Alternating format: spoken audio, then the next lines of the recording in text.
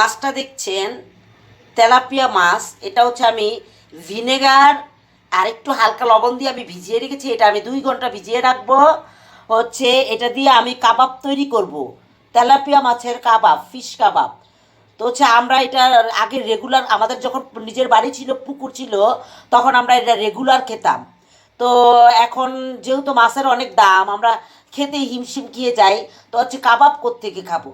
তো আমার ছেলে অনেক দিন ধরেই বলছে তেলাপিয়া মাছের কাবাব খাবে। আবার তেলাপিয়া মাছ আনাও হয় না, আজকে যেহেতু এনেছে সেহেতু আমি এই তেলাপিয়া মাছটার কাবাব তৈরি করব।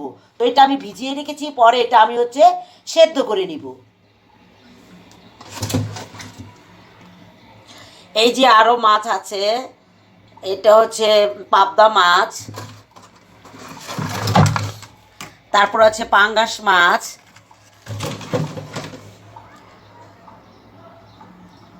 আমি মাছটা সিদ্ধ করে নিয়েছি, এখন এটাকে আমি কাটা বেছে নিব। একটু মাছটা বেশি পোড়া পোড়া হয়ে গেছে, অন্যদিকে মন ছিল। তো এটা আমি বেছে, তারপর হচ্ছে আমি এটা হচ্ছে কিমা তৈরি করে নিব। রান্নার জন্য এই যে হচ্ছে আমি মাছটাকে বেছে নিয়েছি,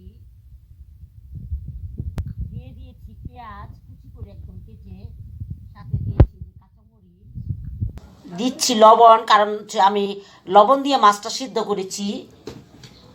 দিচ্ছি সামান্য এই যে পাউরুটি আমি ব্লেন্ড করে নিয়েছি। এটা হচ্ছে আমার একটু হালকা মতলে হতো, তো হচ্ছে আমি তারপর একটু যেমন শক্ত অংশ না থাকে যেন আমি ব্লেন্ড করে নিয়েছি।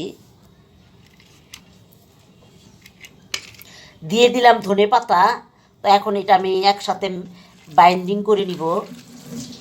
তো আমি যতবার ফিশ কাবাব বানিয়েছি কখনোই আমি দেই নাই। দিয়ে দিচ্ছি একটু আদা রসুন পেস্ট।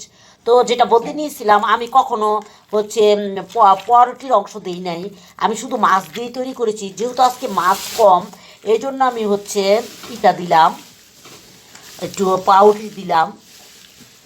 তো এখন এটা আমি হাতে একটু তেল লাগিয়ে তারপর এটা আমি বল করে নিব, বল করে চ্যাপটা চ্যাপটা করে বল করে নিব। তারপর সেটা হচ্ছে আমি দিয়ে দিচ্ছি একটুখানি চিনি। বললাম যে চ্যাপটা চ্যাপটা বল করে নিব। তারপর হচ্ছে এটা আমি ডিমে একটু গড়িয়ে, তারপর হচ্ছে আমি এটা টোস্টের গুঁড়ায় গড়িয়ে, তারপর এটা আমি রেখে দিব রেস্টে, ফ্রিজে, নর্মালে। তারপর এটা আমি সন্ধ্যায় ভেজে নিব। ফিশ কাটলেটগুলো ভেজে নিচ্ছে এখন।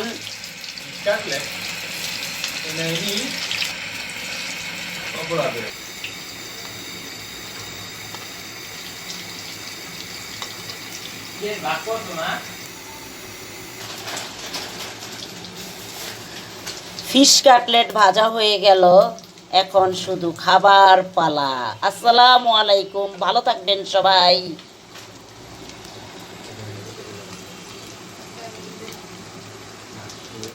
এই তো ভাজা হয়ে গেছে ফিশ কাটলেট।